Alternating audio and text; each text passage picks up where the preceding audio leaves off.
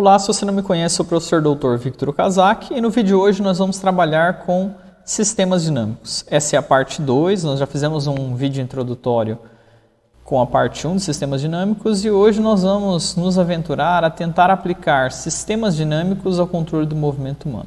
E essa é justamente a nossa pergunta central ao final dessas duas aulas. Eu espero que vocês consigam responder como nós controlamos o movimento humano a partir dessa teoria. Nós já fizemos esse exercício, respondemos essa pergunta a partir da abordagem de processamento de informação e agora a gente vai tentar dar elementos, subsídios para responder essa questão com base em sistemas dinâmicos. Então, para a aula de hoje, nós vamos trabalhar mais uma vez com o problema dos graus de liberdade, mas a ideia agora é aplicar a teoria dos sistemas dinâmicos em controle motor. Nisso vão aparecer alguns conceitos novos que vão ser fundamentais para responder essa pergunta central do controle do movimento humano, que são os conceitos de estrutura coordenativa, coalizões temporárias e sinergias. Vamos falar de sinergias estruturais e sinergias funcionais. Vai aparecer um conceito novo, que é o de memória distribuída, um conceito que vai fugir àquela lógica mais tradicional de memória e também de dinâmica intrínseca, que são características do nosso indivíduo. Vamos trabalhar também com algumas sustentações teóricas, onde a gente consegue evidenciar essas características relacionadas à abordagem de sistemas dinâmicos. Então vamos lá. Na aula anterior nós já trabalhamos com o problema dos graus de liberdade, que Bernstein nos traz. Nós entendemos o que é um estado atrator, um estado comportamental preferencial de um sistema ou de equilíbrio termodinâmico. Entendemos também o que é auto-organização, em que vários subsistemas simples se auto-organizam para emergir comportamentos complexos. Entendemos que o sistema ele é não linear e descontínuo e também entendemos a importância da instabilidade e da estabilidade. A estabilidade quando nós falamos do estado atrator se materializando, emergindo. A partir de agora, a gente vai entrar com os conceitos de estrutura coordenativa, sinergia, dinâmica intrínseca e de memória.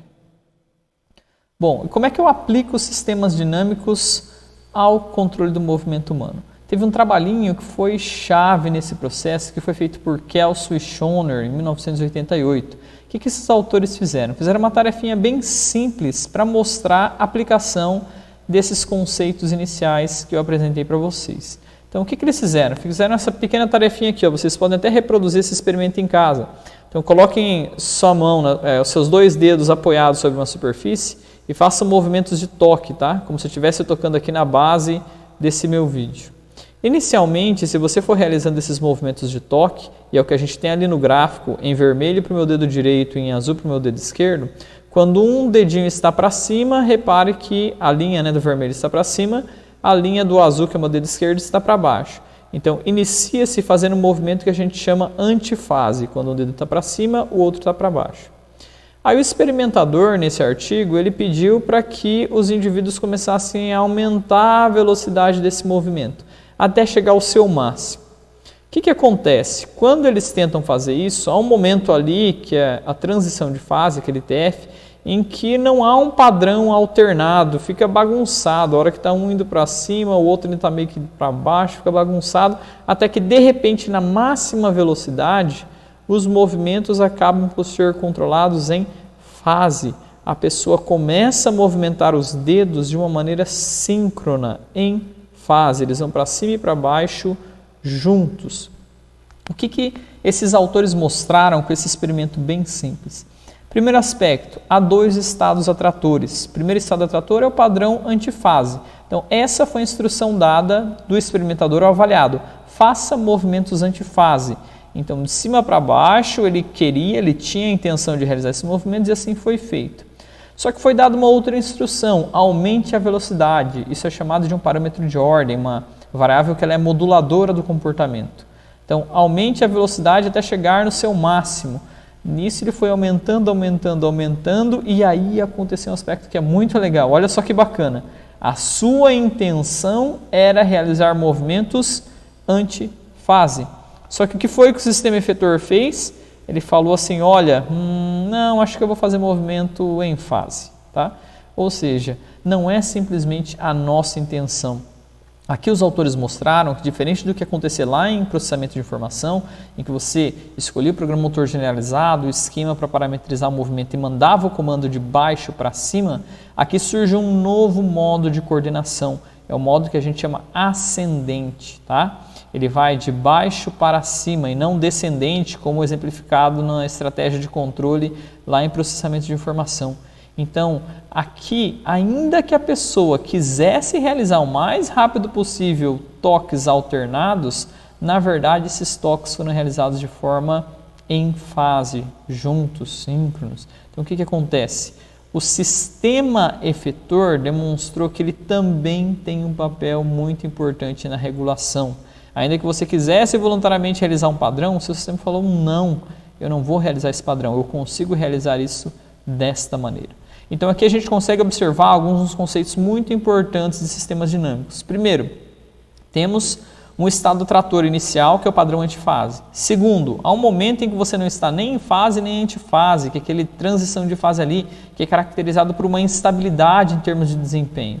Terceiro, emerge um novo padrão em virtude de um parâmetro de ordem que foi modificado, aqui no caso a velocidade. Então surgiu um outro padrão a despeito da intenção que a pessoa tinha em realizar o controle do movimento de uma maneira alternada. Olha só que bacana, com um experimento muito simples realizado por Kelsey Schoner, na verdade a gente consegue mostrar esses conceitos de estado trator, não linearidade, emergência de padrão, o sistema se auto-organizando para que esse padrão emerja, aplicado em controle motor. Mas, como é que a gente explica esse controle? Se eu não tenho um regulador central, lá com uma lógica do programa motor, então eu vou precisar de outras estruturas, outros conceitos para explicar essa regulação. E nisso volta aquele cara que eu falei, que eu sou fã de carteirinha, o cara é um gênio, muito inteligente, muito bons os trabalhos dele, que é o Michael Turvey, e ele entra com um novo conceito, que é um conceito de sinergia e estruturas coordenativas. Então o que o Turvey nos aponta? Ele fala o seguinte, o controle do movimento ele ocorre em níveis superiores de comando, né, um nível executivo, assim eles nominam esses autores, e níveis inferiores através de estruturas coordenativas. Em nível superior, esse executivo, caberia ao nosso cérebro apenas a intenção. Então eu tenho toda a minha percepção, faço a leitura do ambiente, eu uso o feedback para isso, né, colher as informações do ambiente, do meu corpo, e nesse nível de análise, de acordo com essa abordagem, nós temos apenas a intenção. E estruturas coordenativas, que vai ser o próximo conceito que a gente vai trabalhar, elas vão agir como uma unidade sem o controle direto dos níveis superiores. Ou seja, sai a figura do programa motor generalizado e do esquema e entra agora a figura das sinergias que vão ser formadas dentro dessas estruturas coordenativas. As sinergias, elas vão ocorrer justamente para controlar esses graus de liberdade. Então lembrem que nós estamos fundamentados lá no problema de grau de liberdade de Bernstein, como nós conseguimos controlar inúmeros graus de liberdade de uma maneira sistemática, em muitos contextos, exigindo um mínimo lá do meu executivo e de um executivo minimamente inteligente. Então a partir dali, Turvey começa a dar esses indicadores para como esse controle pode ocorrer, mesmo que num sistema tão complexo quanto o nosso. E a ideia é justamente essa, tá? Então nós temos ali dois conceitos importantes, são os graus de liberdade, tá? O GL, graus de liberdade, ou do inglês os degrees of freedom, os graus de liberdade estruturais e os graus de liberdade funcionais. A ideia é que unidades funcionais, graus de liberdade funcionais, eles reduzem o número de graus de liberdade que são independentes do número de unidades estruturais. O que isso quer dizer? Eu trouxe ali um desenho que os próprios autores usam para exemplificar, que é de uma marionete. Ao invés de eu pensar numa forma de controlar os graus de liberdade estruturais, ou seja, pensar em estruturas, todos os graus de liberdade que existem em termos ali dos componentes do meu sistema, como foi exemplificando na primeira aula, né? Eu controlo articulações, então tenho tantos graus de liberdade, eu controlo o músculo, então isso aumenta, eu controlo unidades motoras, então isso vai aumentando, posso aumentar até mais, posso falar que eu controlo os impulsos nervosos, então isso magnifica ainda mais. Então, ao invés de eu pensar numa lógica de que eu controlo graus de liberdade estruturais, esses elementos independentes do sistema, Turvey começa a colocar uma lógica de que a gente controla, na verdade, graus de liberdade funcionais. Nós controlamos as sinergias. As sinergias vão ter um papel muito parecido com essa ilustração da marionete. Ao invés de eu pensar que eu tenho, por exemplo, uma marionete com um monte de fiozinho, um fiozinho para cada segmento, na verdade eu coloco um fiozinho, por exemplo, numa parte mais distal do pé, da mão, e eu controlo só um fiozinho ou dois fiozinhos para cada segmento, e eu consigo assim realizar uma variedade extremamente grande de movimento. Ou seja, eu diminuo aquela complexidade que o meu sistema tem. Essa é uma das partes daquela resposta para como nós podemos resolver o problema dos graus de liberdade colocado por Bernstein. Tá? Então, aqui entra talvez um dos pontos chaves. Mas como é que a gente faz isso? Como é que eu controlo esses graus de liberdade? E os autores de um artigo, junto com Kugler, o Turvey e o Tuller, eles colocam uma explicação muito bacana também para ilustrar essa situação. Então, eles falam para nós, por exemplo, da construção de um avião. Então, vamos olhar ali para esse desenho. Eu trouxe para vocês um avião. Um avião, para ele se deslocar, ele tem diferentes lemes, certo? Que são colocados ali nas asas. Vamos simplificar ali, nesse exemplo que eu coloquei, as asas dianteiras têm 2 lemes. Aliás, tem um leme dianteiro e mais 2 traseiros na própria asa da frente. Mas vamos pensar que ele tem apenas um leme em cada asa para facilitar, tá bom? E mais aquele leme medial ali, né, que fica para cima, que também auxilia na direção, que está ali na nossa letra A e na nossa letra B. Então vamos pensar que ele tem apenas 2 lemes dianteiros, 2 lemes traseiros e aquele lemezinho atrás, que funciona muito parecido com um pedalinho. Quem já andou de pedalinho deve lembrar desse leme. E a lógica é a seguinte, tá? Vamos supor que você é um engenheiro, você acabou de construir esse avião. Como é que você pode construir esse avião? Bom, eu posso construir esse avião e colocar uma alavanca para cada um desses lemes. Então, teoricamente, eu tenho um leme dianteiro para a direita, um leme dianteiro para a esquerda, outro leme dianteiro para a traseira, outro leme dianteiro para outra traseira e mais um outro lemezinho para aquele leme que nós temos que ficar atrás na cauda. Tá? Então, eu poderia colocar assim, eu tenho 5 lemes. Mas quem já viu um avião, quem já brincou nesses simuladores de voo, sabe que na verdade você não tem tanto leme assim. Você tem basicamente um único leme ou um único manche, certo? Para realizar esse controle. Então, o que na verdade um engenheiro faz quando ele constrói esse avião? Ele faz o seguinte, olha, se eu quero que meu avião vá para cima, eu pego esse leme e eu puxo ele para cá. Quando eu puxo esse leme para trás, teoricamente todos os meus lemes da asa dianteira, eles se movem, as asas traseiras também se movem, aquele lado meio fica paradinho, porque eu só estou indo para cima, e esse avião, seguindo a sua aerodinâmica, ele vai para cima, certo? Ou seja, um único comando que é feito pelo piloto, o engenheiro fez com que movesse os 4 lemes naquelas direções. E se eu quero que esse meu avião ele vá para a direita? Bom, se ele vai para a direita, então tem que fazer com que os lemes de uma asa abaixem e o leme da outra asa suba. Então eu faço esse movimento e vou para aquele lado. Se eu quiser o oposto e ir para o outro lado, então mexo para cá e eu tenho esse deslocamento para o outro lado. Que é, na verdade, um único comando do manche central de um piloto. Então, o piloto direcionou esse leme para a direita, automaticamente o leme de uma asa, da asa direita vai para baixo, da asa direita vai para cima, os da asa dianteira e da asa traseira, né? Repetindo o mesmo padrão, e eu tenho esse movimento sendo feito. O que eu estou exemplificando aqui? Eu estou colocando o seguinte, quando eu penso nos lemes, eu estou falando de graus de liberdade estruturais, graus de liberdade independentes. No primeiro exemplo que eu falei, de colocar uma alavanca para cada um deles, é como se eu estivesse construindo um videogame em que eu tenho um botão para cada um deles. Eu teria que controlar todos os graus de liberdade. Mas como o problema dos graus de liberdade já nos coloca, nós temos um sistema que ele é muito complexo, trabalhar tentando controlar de uma maneira consciente e voluntária todos os graus de liberdade seriam inviáveis, tá? Seria uma forma inviável. Então a ideia é que a gente faça o quê? Como o nosso sistema trabalha? O nosso sistema trabalha muito parecido com essa lógica que eu estou colocando aqui. Os engenheiros, eles fazem um avião que já vai criar graus de liberdade funcionais. Ao invés de eu colocar 5 manches para cada um dos lemes, eu construo um leme só e cada comando que eu dou para a direita, para a esquerda, para cima, para baixo, já vai automaticamente ajustar todas as partes do meu avião. Esses ajustes, eles acontecem teoricamente nesses níveis, né, ao longo do avião, nos próprios lemes vão se ajustar em função desse comando que vem. Essa é a lógica de sistemas dinâmicos. Eu tenho que pensar que o meu executivo, o piloto, ele só tem a intenção do que ele quer fazer, se ele quer ir para baixo, para cima, para um lado e para o outro. O restante do meu corpo, ele tem que se auto-organizar, ele tem que criar sinergias funcionais, graus de liberdade funcionais. Ele tem que fazer com que os movimentos, os lemes dessas asas se auto-organizem, eles atuem como se fosse uma sinergia, atuem de forma conjunta para garantir que a minha intenção seja realizada.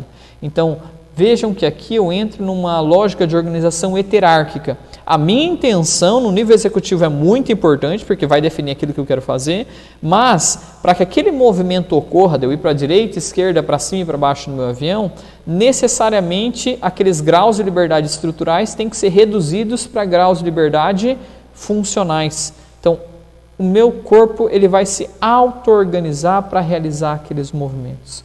Nisso entram aspectos que nós já temos um pré-repertório quando a gente pensa lá nos nossos reflexos, mas a ideia é que ao longo do tempo o nosso repertório vai melhorando, vai aumentando. A gente daqui a pouco vai voltar para questões de estados atratores, eu vou exemplificar isso no movimento humano. Então a gente vai criando novas sinergias. Nós vamos aprendendo de acordo com esses movimentos que eu vou criando no manche, criando diferentes formas de configuração entre esses elementos dos lemes que eu exemplifiquei agora no avião. Então essa é a ideia.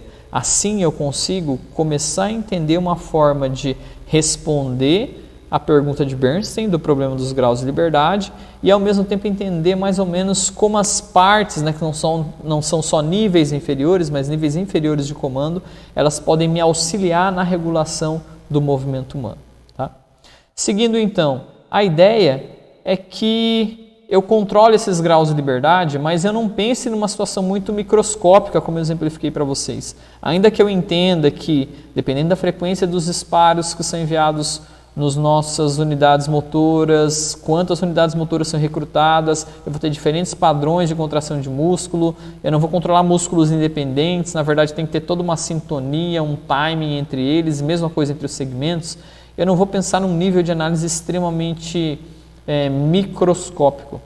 A ideia é que nesses níveis mais microscópicos, aquele princípio que eu expliquei para vocês de que vários subsistemas simples se auto-organizam para emergir um comportamento complexo, esse processo de auto-organização vai ocorrer desde esses níveis mais elementares, mais baixos, até eu chegar nesse nível mais macro em que eu tenho a intenção e aquele padrão de movimento que eu quero realizar, ele vai emergir como resultado da interação de todos esses subsistemas. Então esse exemplozinho ali que eu coloquei da figura da marionete, ele caracteriza bem isso. Eu transformo os meus graus de liberdade estruturais em graus de liberdade funcionais. Nisso, a redução dos graus de liberdade ela é muito fácil de ser visualizada durante o processo de aprendizagem motora. Então, alguns de vocês já devem ter visto, por exemplo, uma criança aprendendo a escrever. Como é que uma criança segura uma caneta, um lápis no primeiro momento? Ela não trabalha com todos os apêndices de uma maneira muito coordenadinha, muito bonitinha. Na verdade, ela faz aquele padrão que a gente chama de cerrado, segurar a caneta com o punho, ou seja, congelo, restringo, diminuo todos os graus de liberdade dos meus dedos e trabalho com um movimento mais de grandes grupos musculares. Eu transformo aquilo que a gente chamou de movimento fino para um movimento mais grosso, mais amplo. Eu troco o controle que é mais difícil de ter mais apêndices, pequenos grupos musculares, para um controle mais fácil com grandes grupos musculares. É muito fácil a gente observar isso também quando uma criança está aprendendo a chutar. Já viram uma criança chutando uma bola? Ela não vai e faz toda aquela transferência de energia, saindo desde a rotação dos membros superiores para o tronco, para os membros inferiores. Na verdade, ela vai lá e às vezes só empurra o pezinho. Ela congela os graus de liberdade que a gente tem de tornozelo e joelho e basicamente empurra a bola apenas com a articulação do quadril. Então a gente observa esse princípio de congelamento dos graus de liberdade, redução dos graus de liberdade. Mesma coisa num saque para o voleibol, você joga a bola para cima e vai bater, tem pessoas que congelam todo o braço e só bate como se o braço fosse uma raquete rígida, A gente observa esse padrão, mesma coisa para o saque do tênis no início, quando a pessoa ainda não tem toda aquela habilidade para desempenhar essa ação, esse padrão de movimento, essa habilidade motora, tá bom? Então são princípios que a gente consegue observar no controle do movimento. A ideia, então, é que a estrutura coordenativa ela vai ser um nível organizacional de controle que tem como função selecionar e integrar de forma coordenada as unidades básicas de controle que farão parte de uma sinergia. Sinais centrais não prescrevem detalhes do movimento, mas organizam agrupamentos funcionais de músculos de forma relativamente autônoma. Estrutura coordenativa é justamente o nível que nós chamamos em que a sinergia é formada. Ela é um nível de controle, um nível subatencional, você não faz isso voluntariamente. Na verdade, um sistema inferior de controle é quem vai estar sintonizando todas essas partes. E ali na segunda frasezinha que eu coloquei para vocês, é destacada a questão de sinergia muscular. Alguns autores vão estar experimentalmente mostrando essa lógica, tentando dar sustentação para essa lógica da existência da sinergia por meio de alguns modelos experimentais baseados em músculo. Então eles trabalham numa lógica de que a sinergia ela ocorre nesse nível muscular. Mas como eu falei, eu posso levar o meu padrão de análise para esses controles dos graus de liberdade para diferentes níveis. Eu já vi alguns artigos em que eles trabalham com articulação, com segmento. A maior parte deles trabalha com músculo, em função da natureza das informações. Mas eu posso pensar até nessa sinergia entre as unidades, elementos menores, né, como as unidades motoras, por exemplo. Tá? É possível isso ser feito também. Mas a ideia aqui é entender que estrutura coordenativa é um nível de controle em que a sinergia é formada.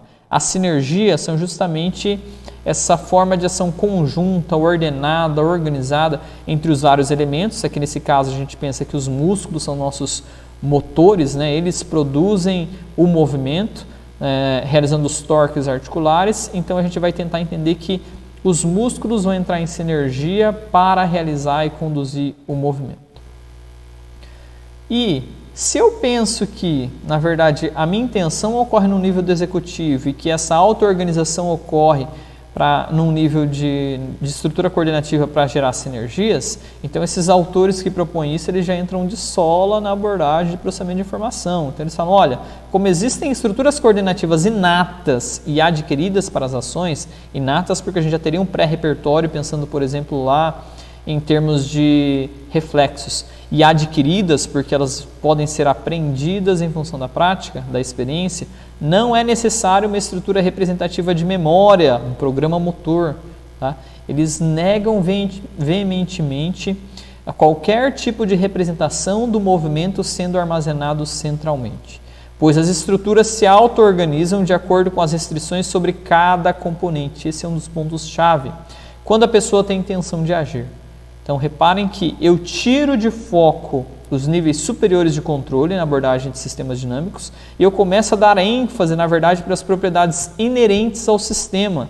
O conceito de auto-organização necessariamente leva em consideração essas propriedades inerentes. O sistema já tem essa característica e os vários subsistemas vão se auto-organizar para que um padrão, no caso aqui o movimento, ele emerja, ele apareça.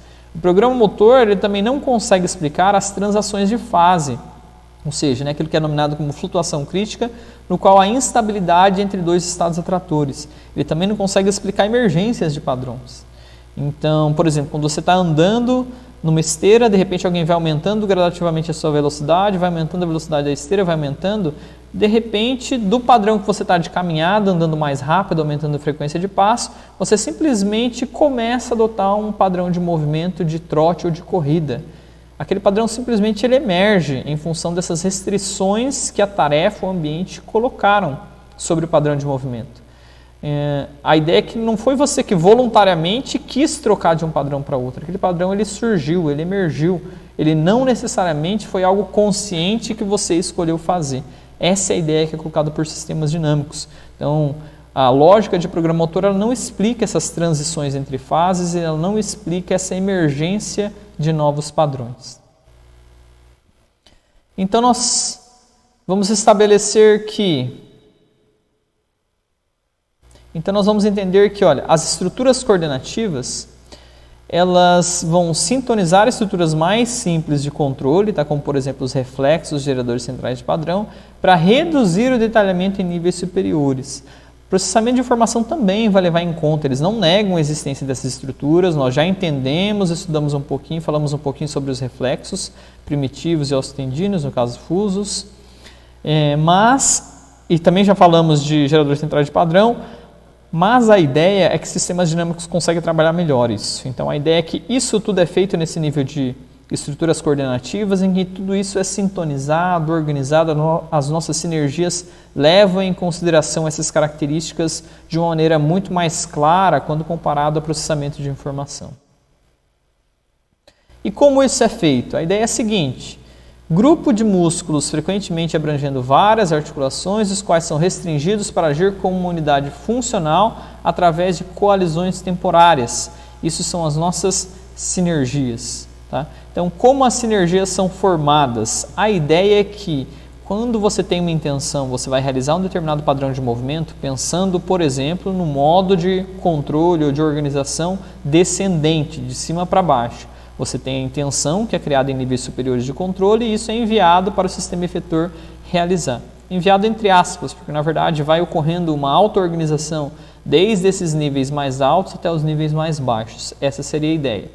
Em que essa auto-organização, quando esses elementos se auto-organizam para emergir um padrão, eles ocorrem necessariamente em função das coalizões temporárias. Então a gente faz com que esses diversos músculos, articulações, eles ajam em conjunto, eles ajam em sinergia para auxiliar o controle do movimento. O que são essas coalizões temporárias? Ligações transitórias entre os elementos coordenados para agir como uma unidade. Então lembrem lá do exemplo que eu falei do avião, né? Eu quero mover para a direita, movi o manche principal para a direita, eu tiver a intenção de ir para a direita, automaticamente todos os lemes, é criada uma coalizão ali temporária que faz com que todos os lemes se auto-organizem, se ajustem, cada um dentro daquilo que é necessário para que o avião vá para a direita. Obviamente, no exemplo do avião, isso é pré-definido, certo? O engenheiro já constrói o avião com essas características. Quando nós pensamos no movimento humano, essas sinergias elas vão sendo criadas em função das demandas do ambiente, das demandas da intenção do indivíduo, das demandas da tarefa, daquilo que é para ser realizado. Então, nós não pensamos em um aspecto que é pré-definido, nós pensamos que isso vai sendo auto-organizado, vai sendo construído e vão criando estados atratores. Eu posso falar que cada sinergia criada, cada padrão que emerge é um estado atrator que foi criado. Tá? E nisso a gente vai entender que eu posso também testar e colocar algumas situações para ver essa sinergia.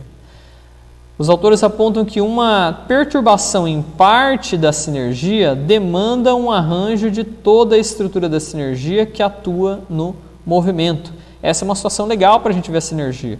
Então, quando você vai realizar um movimento, né, eu vou realizar uma bandeja lá no basquetebol, de repente eu sofri uma falta, um atleta vem, tentou me segurar, me derrubar, você percebe que o atleta tenta fazer um ajuste de todo o seu corpo ainda para conseguir realizar o arremesso, mesmo que perturbado por aquela falta, aquele contato que ele teve com o defensor. Então, esse é um exemplo que mostra que há uma certa organização conjunta em função de todos aqueles elementos que fazem parte do movimento. Latache ele chama atenção para um aspecto que é muito interessante. Ele aponta o seguinte: implementos utilizados no movimento também são restrições utilizadas para ser reguladas. Assim, os implementos também fazem parte da sinergia. Toda vez que você está com uma raquete na mão, um taco, um leme, alguma coisa assim, aquele elemento faz parte da sinergia. Se você está dirigindo um carro, você está em sinergia com aquele carro. A ideia é essa, você integra aqueles componentes dessa estrutura externa ao elemento de controle, ao seu executivo, às partes que vão estar conduzindo e entrando em sinergia para realizar aquela ação. Tá, mas e como é que eu sei o que está atuando em sinergia? Eu consigo mostrar isso, Victor? É possível? Existem técnicas experimentais que são feitas para isso, tá? Então tem o CM, que é o Control Manifold, a gente não tem uma tradução legal para isso, então mesmo nós brasileiros e portugueses usamos a palavra do original. Temos também uma lógica da gente tentar entender que estruturas estão agindo em conjunto para atingir uma meta, que entram os paradigmas do Latache, e temos algumas propostas também de componentes principais, componentes independentes, análise fatorial, que é uma outra forma. Eu vou trazer aqui mais para fim de curiosidade, isso é mais um nível de pós-graduação em termos de conteúdo, mas só para tentar exemplificar possíveis sustentações teóricas para a existência das sinergias, tá bom? Então, uma das formas é o Uncontrolled Manifold. Qual que é a lógica do Uncontrolled Manifold? Os autores, o Latache e o Anson, eles começaram a trazer uma lógica de que para alguns tipos de movimento, tarefas de apontamento principalmente, quando eu quero realizar um certo movimento em uma certa direção, eu vou ter aspectos que remetem a variabilidade boa e variabilidade ruim de movimento. Variabilidade boa é toda aquela variabilidade que, se você errar, fizer diferente daquilo que é esperado, ele não atrapalha no desempenho. Variabilidade ruim é toda vez que eu realizar algo que atrapalha no meu desempenho. Tá? Então, exemplo, eu trouxe ali para vocês a tarefinha de FITS, que está colocada num dos trabalhos que nós publicamos, a Pereira, Marques e eu, em que a tarefa é muito simples. Vocês têm ali em roxo, por exemplo, 2 botõezinhos, tá? Em que a pessoa tem que ficar apertando em um botão e apertando no outro, indo e voltando. Se você apertar nesse botão na parte mais alta desse botão, tá? Ou na parte mais baixa, não tem problema. Verticalmente não há problema nenhum, desde que você acerte o botão. O que você não pode errar horizontalmente, de ao invés de clicar no botãozinho roxo, clicar nas partes cinzas, tá bom? Então o que acontece? Teoricamente, no eixo vertical, ele não vai alterar o movimento, é uma variabilidade que é boa. Se você clicar ora um pouco mais para cima, ora um pouco mais para baixo, ele não interfere em nada. Você pode variar nesse eixo vertical. Mas no eixo horizontal não, a sua restrição de movimento ela está sendo controlada no eixo horizontal. Então essa seria a variabilidade ruim. Nisso os autores criam lá situações em que eu vou mostrar quando você faz o movimento e tem uma sinergia boa, a sua variabilidade boa ela vai ser maior do que a sua variabilidade ruim. Você tem situações em que as duas variabilidades são iguais, ou você tem situação em que a variabilidade ruim é maior do que a sua boa, para você testar essas sinergias para o controle desses movimentos. Então isso é feito mais para tarefas de deslocamento, tarefas com trajetórias. Tá? É uma das formas de a gente começar a entender um pouquinho e trabalhar com sinergia. Outra forma que eu tenho para mostrar a sinergia, ela é feita em um paradigma bem simples proposto por Mark Latache. O que o Latache faz? Ele pede para a pessoa apertar botões, tá? Ora ele faz com dedos diferentes, mas na maior parte dos paradigmas ele tem feito com a mesma mão. Então a ideia é a seguinte, eu coloco 2 transdutores de força, um no meu dedo indicador, outro no meu dedo médio, e eu vou pressionar esses botões, realizando uma certa quantidade de força, mas o Latache estabelece que, olha, você pode no máximo, apertando esses 2 dedos, imprimir uma força de 10 newtons, por exemplo. Então o que acontece? Eu crio uma relação inversa entre a força dos dedos. Se porventura eu colocar mais força no meu dedo A, necessariamente eu tenho que colocar menos força no meu dedo B, e vice-versa. Nisso eu crio mais ou menos essa lógica aqui dessa relação inversa que eu coloquei aqui para vocês nesse gráfico, que eu consigo entender o quão boa está essa sinergia entre os dedos. Tá? Essa é uma outra forma de eu olhar, por exemplo, o desempenho conjunto de 2 segmentos ou mais, depois o Latache extrapolou, trabalhou até com 3, 4 dedos para mostrar mais ou menos essa lógica, mas eu consigo ver e entender quão boa está, por exemplo, essa sinergia para atuação nessa tarefa que é relativamente simples. Outra é feita por meio de componentes independentes. Então, qual que é essa lógica? Existem métodos multivariados estatísticos que trabalham com análise fatorial. A ideia é que você pega lá um monte de medida, por exemplo, eletromiografia de músculo, que é o mais comum, é o que eu trouxe aqui nesse experimento para ilustrar, e você faz uma determinada habilidade motor e colhe informações de eletromiografia, de ativação muscular de diversos músculos. Esse procedimento de análise fatorial, que normalmente é feito pela técnica de Principal Component Analysis ou Independent Component Analysis, análise de componentes principais ou de componentes independentes, na maior parte de componentes independentes, ele faz o seguinte, ele pega as características desses sinais de contração dos diferentes músculos em diferentes momentos, ela consegue colocar em diferentes componentes ou fatores quais aqueles que têm um perfil muito parecido em termos de contração. Então você consegue, por exemplo, entender que músculos estão agindo de uma maneira parecida, qual a inter-relação que existe entre eles nas diferentes partes do movimento. Nisso você faz inferência para dizer quantas sinergias estão atuando ali no movimento, como elas estão atuando em termos dessa contração. É uma outra forma de a gente mostrar a existência dessas sinergias e criar essa lógica. Na sequência a gente passa para um outro conceito que é muito importante, que é a questão da nossa dinâmica intrínseca. O que é a dinâmica intrínseca? Tá? Dinâmica intrínseca, por definição, é um conjunto de fatores organísmicos, tais como predisposições inatas, características antropomórficas, arquitetura neural, experiências prévias, que em conjunto estabelecem estados estáveis de coordenação. Para simplificar, eu vou passar uma outra definição aqui para vocês. Tá? O que a gente pode considerar como dinâmica intrínseca? Na verdade, todas as características do nosso indivíduo, tudo relacionado à pessoa, desde as características biológicas, comportamentais, todas as experiências, a situação, o estado dela naquele momento, configuram a dinâmica intrínseca daquela pessoa. Então, tudo relacionado ao indivíduo, nós podemos nominar como dinâmica intrínseca. Esse é um conceito que ele é muito importante, porque diferente do que aconteceu lá em processamento de informação, aqui a gente entende que o estado, a situação que a pessoa está, ele muda o controle motor. Diferente lá de programa motor, que pensava-se apenas naquela estrutura que era armazenada centralmente. E com base nessa situação de que, olha, não é algo pré-estabelecido lá em níveis superiores. Na verdade, a gente sabe que todo o meu sistema afeta o movimento, a gente pode repensar várias situações. Por exemplo, se eu considerar que o meu sistema é heterárquico, eu dependo da minha intenção desse meu nível executivo, o nível superior, mas todo o meu sistema é importante para o desempenho da ação, eu posso repensar o conceito de memória. Memória, para mim, não vai ser mais simplesmente uma rede neural ou redes neurais que armazenam informações sobre o movimento, sobre as percepções. Pensando em termos de movimento, se o meu estado atual, se o meu músculo está fadigado ou não está, as forças que estão atuando ali, as experiências que eu tive anteriormente, o meu estado em termos de condicionamento físico, tudo isso faz parte da minha memória de movimento. Então eu não penso mais uma memória centralizada, entra um conceito muito mais amplo de memória, que aqui a gente vai nominar como memória distribuída. Então a ideia é que, como todas as características do indivíduo são restrições que modulam o comportamento, essas características podem ser consideradas como memória, porque elas modificam o seu funcionamento. Olha só que interessante, né? Abre bastante esse conceito de memória. Vou dar alguns exemplos, tá? Tem um experimentozinho, desculpa, me faltou a referência dele, que é feito com essa lacraia, né? Com aquele piolho de cobra, em que eles mostram o seguinte, para mostrar esse efeito da dinâmica intrínseca, do estado do corpo sobre o controle do movimento.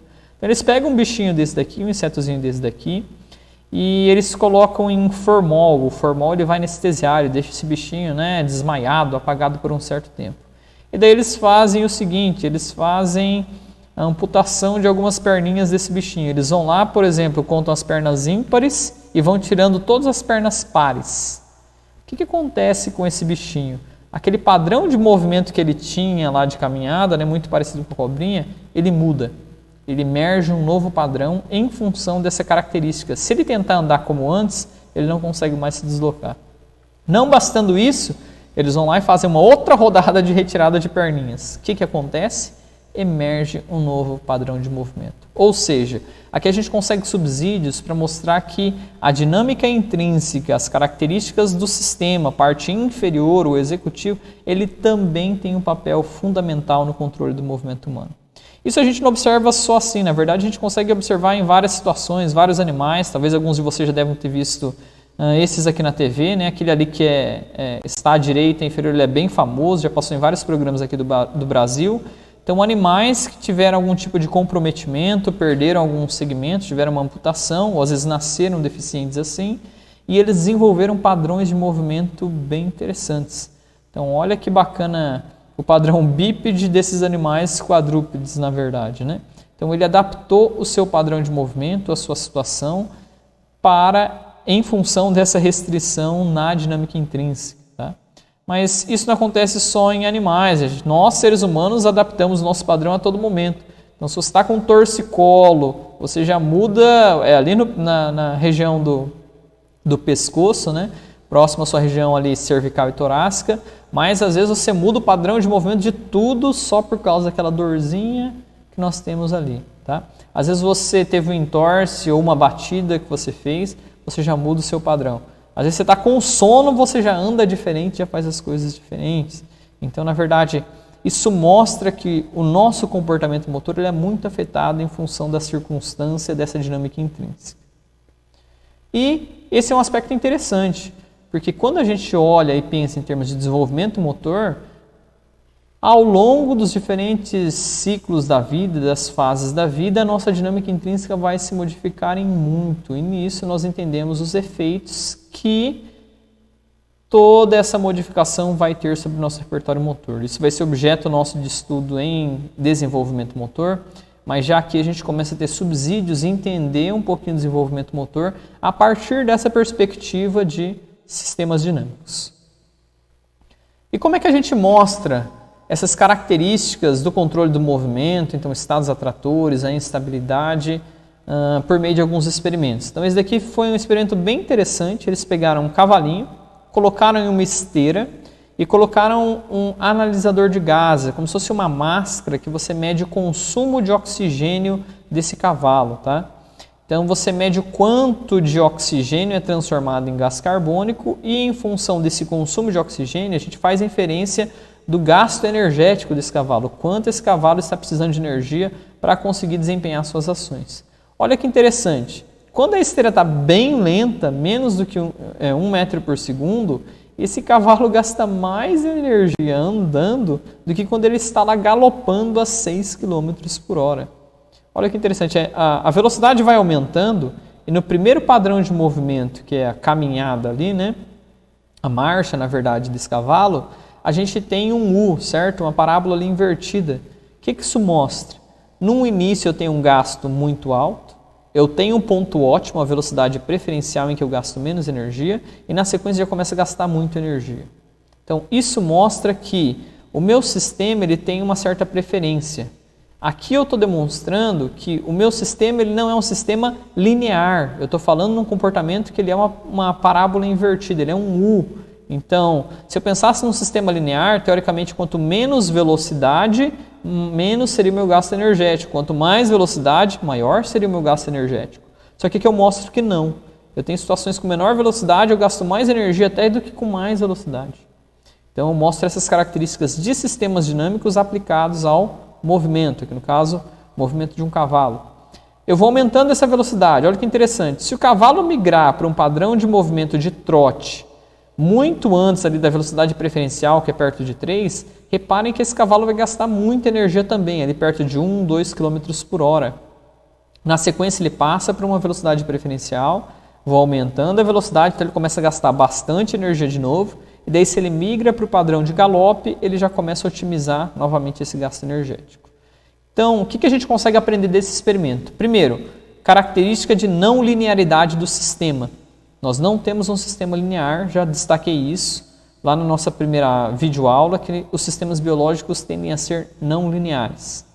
Segundo aspecto, emergem padrões de movimentos. Então a gente percebe estados atratores. Como é que a gente vê esse estado atrator? Lembra que eu falei que estado atrator é um estado preferencial de um sistema, um estado de equilíbrio termodinâmico. Então, teoricamente, naquelas zonas ótimas ali, é o momento, perto daquelas situações, é o momento em que emerge um padrão de movimento lá da caminhada para o trote, para o galope.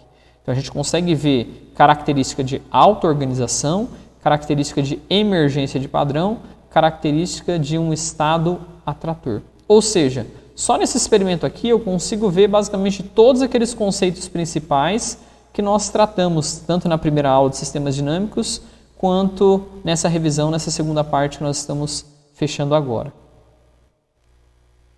Mas eu consigo ver também outros exemplos, tá, de estados atratores, dessas características em outros experimentos. Vamos puxar agora um pouquinho mais para a questão do movimento humano. Então, não sei se algum de vocês é ciclista, se algum de vocês é corredor ou nadador, participa de provas de fundo. Provas de fundo, a maior parte das pessoas acha que é simplesmente individual, você vai lá e corre o máximo que consegue. Se você tiver uma boa resistência, um bom sprint final, você ganha. Não funciona bem assim, tá? Apesar de ser uma prova teoricamente individual, corredores e ciclistas, nadadores de alto rendimento, eles na verdade trabalham com parceiros também. Eu não sei se vocês já ouviram falar, por exemplo, na figura do coelho dentro dessas provas. O que é o coelho? O coelho ele é um cara que você faz parte da sua equipe de treinamento, que você vai queimar esse cara para esse cara não ganhar a prova, mas ele vai te ajudar a ganhar a prova. Como você faz isso? Cada atleta treina no seu ritmo, no seu máximo. Se você ao longo da prova não correr dentro daquilo que você treinou, se você, por exemplo, em um determinado momento tentar extrapolar o seu limite, sair ali daquele limiar que você tem anaeróbio, o que vai acontecer? Você vai começar a produzir muito lactato. Tá? Então, se você cruzar esse limite aeróbio para o anaeróbio, você vai começar a produzir muito lactato e você vai fadigar. Nisso entra um conceito de homeostase, você tentar manter em equilíbrio essas energias, essas fontes, para a regulação da sua corrida. E o que esse coelho faz? Esse coelho é justamente o cara que vai fazer isso. Você está lá correndo, nadando ou pedalando, e de repente aparece esse cara da sua equipe, e o cara simplesmente dá aquele pique no meio para o final da prova. O pelotão que está ali disputando a liderança, eles olham, bom, esse cara, se a gente não correr junto com ele, esse cara pode disparar e se ele for bom mesmo, ele vai distanciar da gente e vai ganhar a prova. Então, o que o pelotão da frente faz? Vamos alcançar esse cara. De repente, todo mundo aumenta a sua velocidade. Se aumentou a velocidade além daquilo que você está condicionado a realizar, você começa a produzir mais lactato, você vai fadigar antes. Aí do nada, de repente você, se não dá muita bola para aquilo, que você sabe que é a estratégia do seu grupo, sai você mantendo o seu ritmo e você passa à frente daquele pelotão, perto do final da prova, porque aquele pelotão já fadigou um pouco. Tá? Então o que eu estou mostrando aqui? Essa lógica do ritmo que você treina, você cria um estado atrator. A sua homeostase, ela caracteriza esse estado atrator de acordo com o nível que você treinou. Se você tentar ultrapassar esse estado, você passa por aquele período de flutuação crítica, em que você vai ter uma perturbação sobre o seu desempenho com a produção do lactato e você vai fadigar. Então reparem que a gente consegue observar essas características de sistemas dinâmicos em várias situações. Tá? Isso é muito tranquilo da gente observar. Outros exemplos, o professor Marcos Duarte fez esse trabalhinho aqui lá na USP, ele mostrou em controle postural a questão dos estados atratores. Então, se você tentar ficar parado em pé, numa posição ortostática, tentar se manter o mais estável possível, você vai perceber que na verdade você oscila, você não fica tão parado assim. Se você não consegue perceber, é só fechar seus olhos, aí nitidamente você vai oscilar. E por meio de alguns instrumentos, tal como a plataforma de força ou plataforma de pressão, é possível você colher uma informação do deslocamento do centro de pressão, que é o que está expresso ali nesse gráfico. Na verdade, em todos os gráficos aqui, mas olhem primeiro para esse gráfico inferior à esquerda.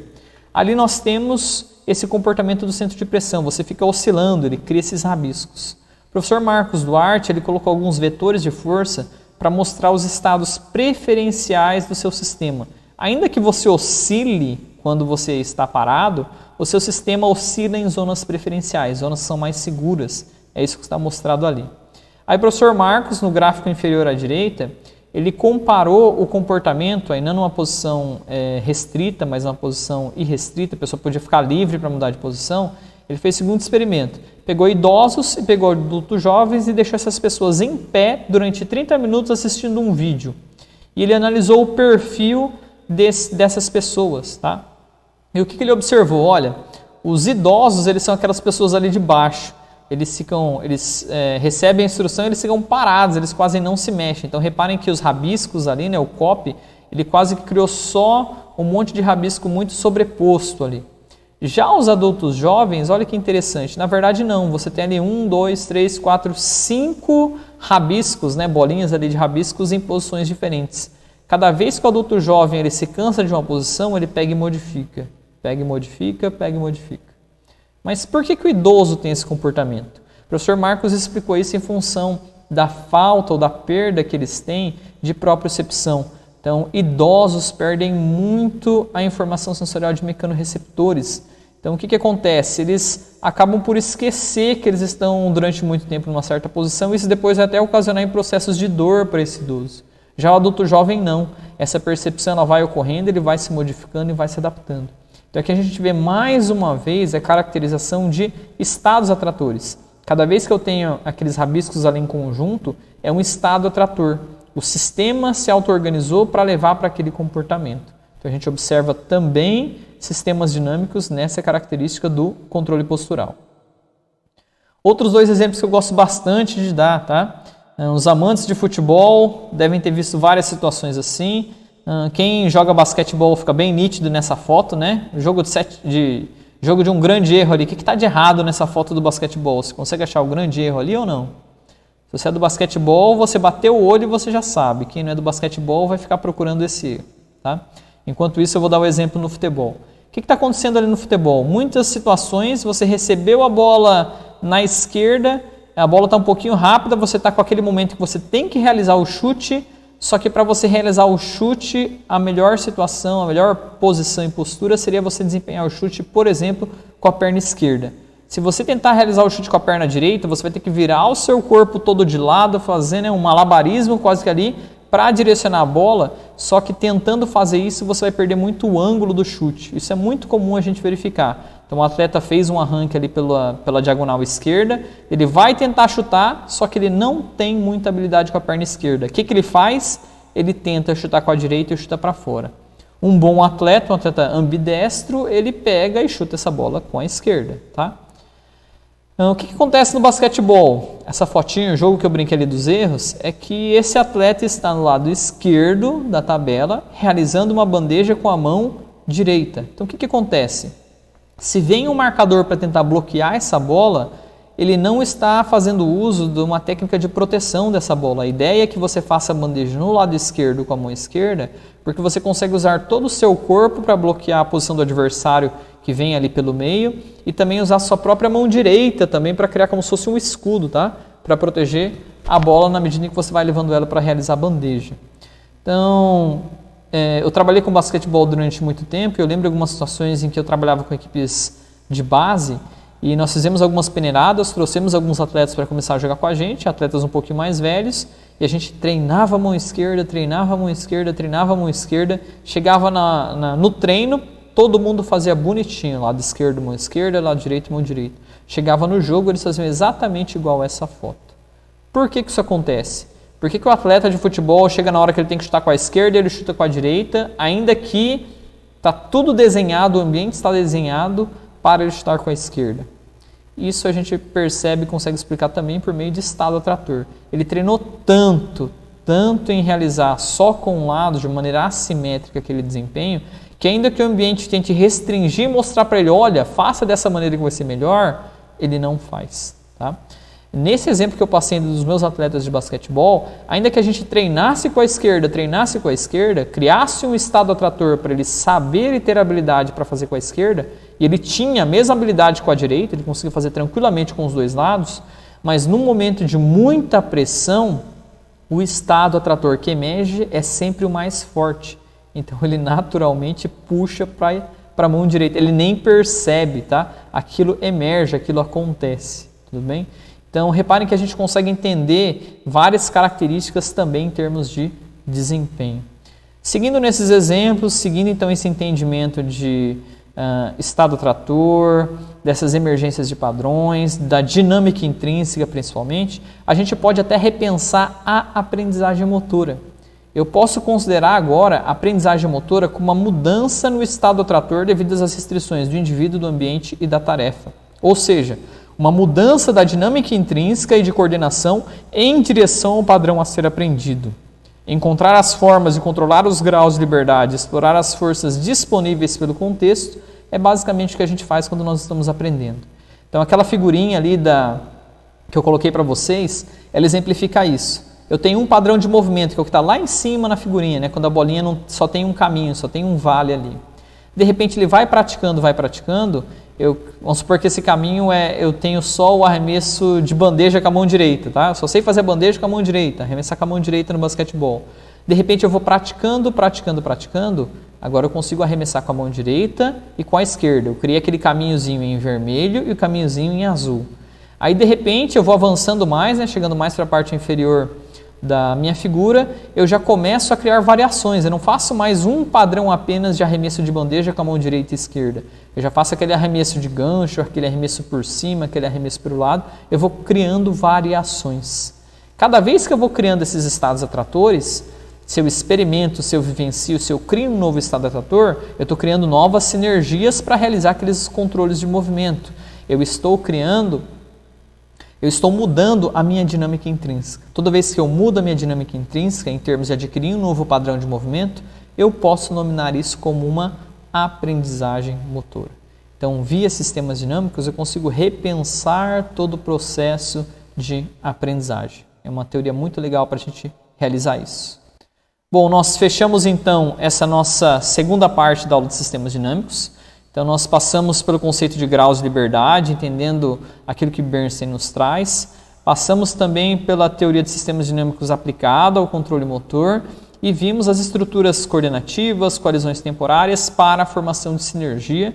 E passamos também pela nossa memória distribuída e a dinâmica intrínseca. E eu mostrei para vocês algumas sustentações teóricas mostrando como nós podemos identificar sinergias, algumas aplicações práticas para identificar esses conceitos de estado atrator, não linearidade, auto-organização, emergência de padrão. Então, isso tudo dá subsídios para essa abordagem de sistemas dinâmicos.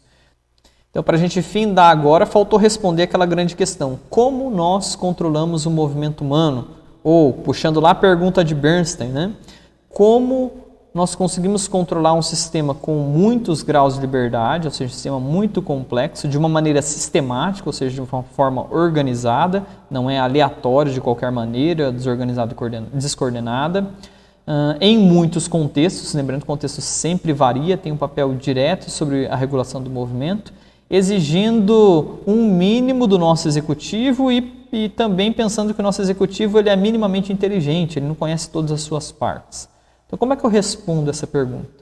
A ideia é a seguinte: nós conseguimos controlar o movimento humano por meio de sistemas dinâmicos através da auto-organização dos vários subsistemas que vão formar as sinergias musculares por meio de coalizões temporárias, que por meio da minha intenção vai então formar essa sinergia e os movimentos as sinergias vão auto-organizar para que esses movimentos emerjam e surjam.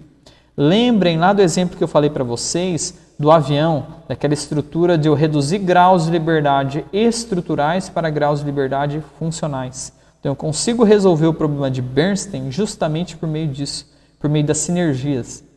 As sinergias conseguem reduzir esses grandes números que nós temos de graus de liberdade estruturais para poucos números de sinergias a serem controladas, ou seja, para poucos graus de liberdade funcionais. Então eu crio lá várias coalizões temporárias, os vários subsistemas, indo desde um nível mais micro até o mais macro, em termos dos elementos que atuam no controle do movimento humano. Reduzo esses graus de liberdade estruturais para graus de liberdade funcionais, por meio das coalizões temporárias, da auto-organização de todos esses subsistemas, e o movimento emerge como resultado disso tudo. Lembrando que a sinergia ela é controlada no nível que a gente chama de estrutura coordenativa, e se ela é coordenada e criada no nível de estrutura coordenativa, de acordo com essa abordagem, de acordo com os autores que defendem essa abordagem, nós não precisaríamos de nenhum tipo de representação central do movimento. Tudo bem? Bom, essa foi uma pequena síntese que eu fiz aqui para tentar fechar e colocar os dois pontos que nós apresentamos no vídeo da parte 1 de sistemas dinâmicos, da parte 2 de sistemas dinâmicos.